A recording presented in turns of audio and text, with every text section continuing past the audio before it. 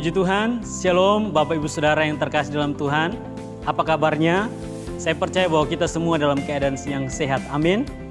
Bapak Ibu Saudara yang terkasih dalam Tuhan, pada kesempatan sore hari ini kita akan sama-sama belajar kembali Katekismus yang ke-78 dengan pertanyaan sebagai berikut.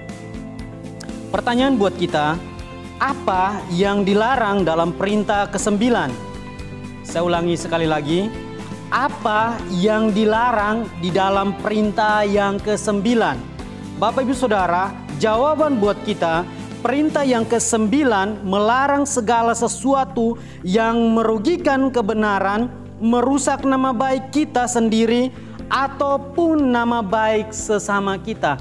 Ini mengajarkan kepada kita supaya kita sebagai anak Tuhan menjaga mulut kita ketika kita berbicara, supaya jangan merusak hidup kita dan merugikan orang lain. Nah, ayat yang menjadi pokok dalam pembahasan kita di dalam Keluaran pasal 20 ayat yang ke-19 berbunyi demikian.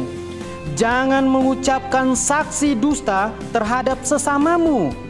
Bahkan pun ayat ini didukung dengan Mazmur yang ke-15 ayat yang ketiga berbunyi demikian. Yang tidak menyebarkan fitnah dengan lidahnya, yang tidak berbuat jahat terhadap temannya, dan yang tidak menimpakan celah kepada tetangganya. Bapak Ibu Saudara yang di dalam Tuhan, yang dikasihi Tuhan, mari sebagai anak Tuhan, Tuhan mengingatkan kepada kita supaya kita tidak bersaksi dusta, tetapi kita menggunakan lidah kita untuk menjadi berkat bagi banyak orang. Ada 3 poin penting yang akan mengajar kita untuk kita selalu dekat dengan Tuhan, supaya kita tidak berkata dusta atau bersaksi dusta kepada orang. Yang pertama, kita harus berpikir sebelum berbicara.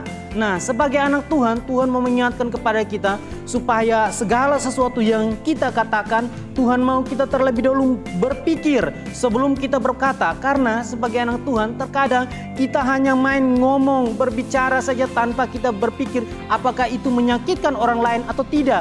Apakah itu akan menimbulkan sesuatu yang buruk bagi diri kita. Jadi Alkitab mengajarkan kepada kita supaya kita berpikir sebelum kita berbicara. Dan yang kedua, jika kita bersalah, kita tidak mengakui. Ini apa Bapak Ibu Saudara? Orang yang berdusta atau bersaksi dusta, mereka terkadang ketika merasa bersalah tetapi mereka tidak mau mengakuinya. Sebagai anak Tuhan, Tuhan mau mengingatkan kepada kita, kalau kita salah, kita harus mengakui kesalahan kita. Jangan kita mendustai orang lain.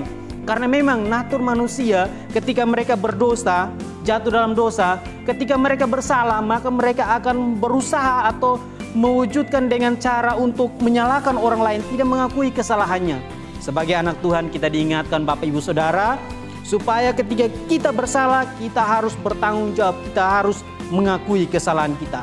Yang ketiga Bapak Ibu Saudara, sebagai anak-anak Tuhan, kalau kita mau supaya kita tidak bersaksi dusta kepada orang lain dan merugikan diri kita sendiri, Tuhan mau supaya kita mengutamakan Tuhan lebih daripada manusia. Jadi ketika kita mengutamakan Tuhan Bapak Ibu Saudara, maka kita sebagai anak Tuhan akan menyadari kehidupan kita, kita tidak akan mendustai orang lain. Bapak Ibu Saudara, ini 3 poin penting yang menjadi pembahasan kita dan kesimpulan buat kita supaya kita semakin kuat di dalam Tuhan, yaitu bahwa hanya ada satu cara agar kita dapat belajar untuk mengatakan kebenaran, yaitu mempunyai relasi yang baik dengan Yesus Kristus. Bapak Ibu Saudara, sebagai anak-anak Tuhan yang dikasihi Tuhan, ketika kita diperhadapkan dengan situasi sehingga kita menjudge orang lain, kita mempergunakan mulut kita untuk menipu orang lain atau berdusta kepada orang lain, Tuhan mau ketika kita menghindarkan itu, kita harus mempunyai relasi yang dekat dengan Tuhan, mempunyai kedekatan, keintiman dengan Tuhan Yesus, sehingga rohnya yang ada dalam kehidupan kita memampukan kita sehingga kita dapat berkata benar, ya di atas ya. Puji Tuhan, Tuhan Yesus memberkati. Sampai jumpa, Shalom.